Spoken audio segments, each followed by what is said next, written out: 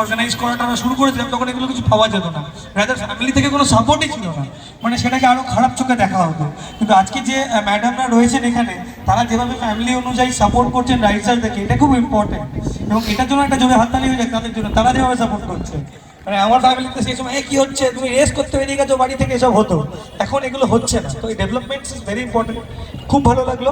আর মানে এবছর প্রথম, তবু বলবো আমি যখন প্রথম করেছিলাম তখন এত প্রফেশনালি করতে পারিনি, অনেস্টলি তোকে বলছি, মানে টিমকে বলছি যে আমি নিজে যখন প্রথম করেছিলাম, আমার এখনো মনে আছে 2010-10 হবে হয়তো, এই নিউ টাউনের ঢাকা মাঠের মধ্যে ফ্লেক্স লাগিয়ে, ফেসবুকে ছবি আছে, ফ্লেক্স একটা লাগিয়ে দিয়েছি, মানে পাশের ফ্রেমের মধ্যে হাওয়া দিচ্ছে, ফুটো ফুটো করে দিয়েছি, আর লোকজন রাস্তায় দাঁড়িয়ে হাওয়া দিচ্ছে, খাবারের বুফে কাউন্টার লাগানো হয়েছে, ধুলো ফুলো উড়ে আসছে, মানে বিদিকিচ্ছি গান, বাট স্টিল লোক এসছিল।